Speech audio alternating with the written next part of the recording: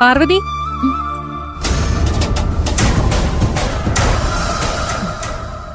എനിക്ക് നിന്നോട് ചില കാര്യങ്ങൾ സംസാരിക്കാനുണ്ട്.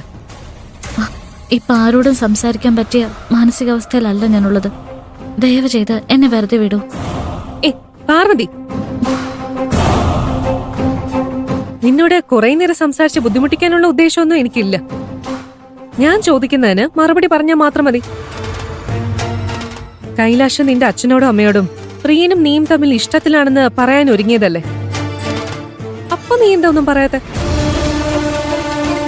എന്താ നീ ഇങ്ങനെ നോക്കുന്നേ? കൈലാഷ് നിങ്ങൾ തമ്മിലുള്ള ബന്ധത്തിനിടയിൽ തലയിടണ്ടെന്ന് തീരുമാനിച്ചു കഴിഞ്ഞു.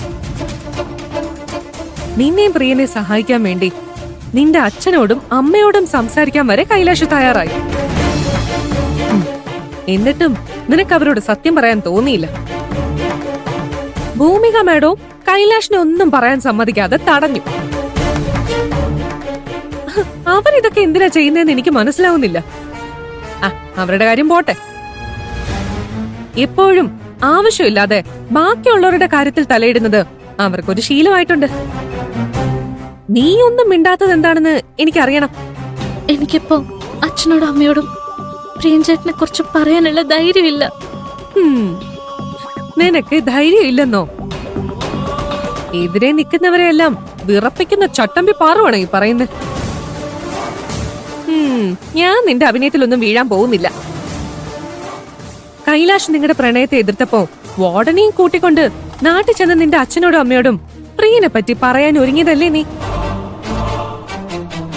അന്നും ഇതേ അച്ഛനും അമ്മയും തന്നെയല്ലേ നാട്ടിലുണ്ടായിരുന്നത്? അന്നൊന്നും തോന്നാത്ത പേടി ഇപ്പൊ എവിടുന്നാ വന്നത്? ഇന്ന് സാഹചര്യങ്ങളെല്ലാം മാറി മുക്ത. എന്റെ ചേട്ടനോട് അച്ഛൻ എങ്ങനെ പ്രതികരിച്ചെന്ന് നീയും കണ്ടതല്ലേ? ഇഷ്ടപ്പെട്ട പെൺകുട്ടിയുടെ കൂടെ ജീവിക്കാൻ തീരുമാനിച്ചതാ ചേട്ടൻ ചെയ്ത തെറ്റായിട്ട് അച്ഛൻ കാണുന്നത്. ഇപ്പൊ ഞാൻ അച്ഛനോട് പ്രിയൻചേട്ടനെ ഇഷ്ടാണെന്ന് പറഞ്ഞ ചേട്ടൻ ചെയ്ത അതേ തെറ്റ് ഞാനും ആവർത്തിക്കുകയാണെന്നേ അച്ഛൻ കരുതും. എന്റെ ചേച്ചിയുടെ കല്യാണം നടക്കാൻ പോവാ. ഇപ്പൊ ഇതിനെക്കുറിച്ച് സംസാരിച്ച് വീട്ടിലൊരു പ്രശ്നം ഉണ്ടാക്കാൻ എനിക്ക് താല്പര്യമില്ല. അങ്ങനെ പേടിച്ചു തന്നിട്ട് കാര്യമൊന്നുമില്ല. എന്നാണെങ്കിലും ഇതൊക്കെ നിന്റെ അച്ഛനും അമ്മയും അറിയണം. എനിക്കതിന് പറ്റില്ലെന്ന് പറഞ്ഞില്ലേ? നീ പറഞ്ഞില്ലെങ്കിൽ അവരെ എല്ലാ കാര്യങ്ങളും ഞാൻ അറിയിക്കും. ഞാനിപ്പോ ഒരുപാട് പ്രശ്നങ്ങൾ നേരിട്ടോണ്ടിരിക്ക. ദയവ് ചെയ്ത് നീ എന്റെ തലയിൽ കൂടുതൽ ഭാരം കൊണ്ടിടരുത്. എനിക്കത് താങ്ങാൻ കഴിയില്ല. എന്നെങ്കിലും ദ്രോഹിക്കരുത്. ഞാൻ ചെയ്യാൻ ഉദ്ദേശിക്കുന്നത് എന്താന്ന് നീ മനസ്സിലാക്കുന്നില്ല പാർവതി. ഞാൻ നിന്നെ ദ്രോഹിക്കാനല്ല, നിന്റെ പ്രശ്നങ്ങളെല്ലാം പരിഹരിക്കാനാണ് ശ്രമിക്കുന്നത്.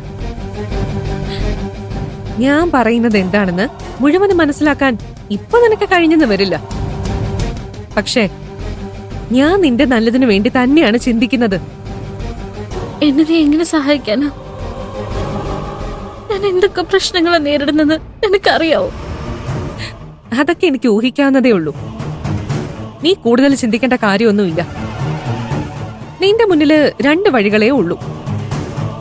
ഒന്നുകിൽ നീ നിന്റെ അച്ഛനോടും അമ്മയോടും പ്രിയനെ നിനക്ക് ഇഷ്ടമാണെന്ന് തുറന്നു പറഞ്ഞ് എത്രയും പെട്ടെന്ന് നിങ്ങൾ തമ്മിലുള്ള കല്യാണം നടത്തണം.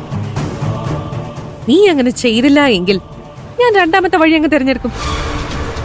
നിന്റെ അച്ഛനോടും അമ്മയോടും പ്രിയനെ കുറിച്ച് ഞാനങ്ങ് അറിയിക്കും. നിന്റെ അച്ഛനോട് നീയാണ് സംസാരിക്കുന്നത് എങ്കിൽ സമ്മതം ചോദിച്ചതിന് അദ്ദേഹം സന്തോഷിക്കേ ഉള്ളൂ എന്നാണ് എനിക്ക് തോന്നുന്നത്. പ്രിയനെ അദ്ദേഹത്തിന് വലിയ കാര്യമല്ലേ? നിങ്ങളുടെ കല്യാണം അദ്ദേഹം സന്തോഷമായിട്ട് നടത്തിത്തരും. പക്ഷേ ഞാനാണ് അദ്ദേഹത്തിനോട് ഇതെല്ലാം പറയുന്നതെങ്കിൽ പ്രശ്നങ്ങൾ എവിടെ ചെന്ന് അവസാനിക്കുമെന്ന് നീ ഒന്ന് ചിന്തിച്ചു നോക്ക്.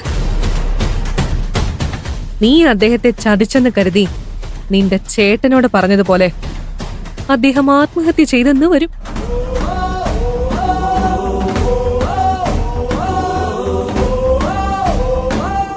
നീ പേടിക്കൊന്നും വേണ്ട. കാര്യങ്ങളുടെ ഗൗരവം മനസ്സിലാക്കാൻ ഞാൻ പറഞ്ഞെന്നേ ഉള്ളൂ. ഞാനും എന്റെ കുടുംബവും നിന്നോട് എന്ത് തെറ്റാ ചെയ്ത? നീ എന്തിനാ എന്റെ മനസ്സമാധാനം നശിപ്പിക്കാൻ നോക്കുന്നത്? നീയാണ് എന്റെ മനസ്സമാധാനം നശിപ്പിക്കുന്നത്. ഞാനോ?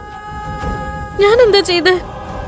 നീ കാരണം കൈലാഷ് എത്രമാത്രം ബുദ്ധിമുട്ട് അനുഭവിക്കുന്നുണ്ടെന്ന് നിനക്കറിയോ? അവന്റെ അവസ്ഥ കാണുമ്പോ ഞാൻ എന്തുമാത്രം വേദന അനുഭവിക്കുന്നുണ്ടെന്ന് നിനക്ക് പറഞ്ഞു മനസ്സിലാവില്ല. പ്രിയന്റെ മുന്നിൽ തോറ്റ് പിന്മാറിയെങ്കിലും കൈലാഷിന് ഇപ്പോഴും എന്നെ മറക്കാൻ കഴിഞ്ഞിട്ടില്ല. വീട്ടിലെ കൈലാഷിന് കല്യാണം ആലോചിക്കാൻ ശ്രമിക്കുന്നുണ്ടെങ്കിലും അവൻ അതിനെ സമ്മതിക്കുന്നില്ല. അത് നീ കാരണമാണെന്ന് സീത ആന്റിക്കും TKR അങ്കിളിനും ഒക്കെ അറിയാം. നിന്റെ പ്രിയന്റെ കല്യാണം കഴിഞ്ഞാൽ മാത്രമേ കൈലാഷ് നിന്നെ മറന്ന് ഒരു ഫാമിലി ലൈഫിനെ കുറിച്ച് ചിന്തിക്കൂ. കൈലാഷ് കല്യാണം കഴിച്ച് സന്തോഷമായിട്ട് ജീവിക്കണം. നിന്റെയും പ്രിയന്റെ കല്യാണം കഴിയാതെ നിന്റെയോ കൈലാഷിന്റെയോ പ്രശ്നങ്ങൾ തീരില്ല.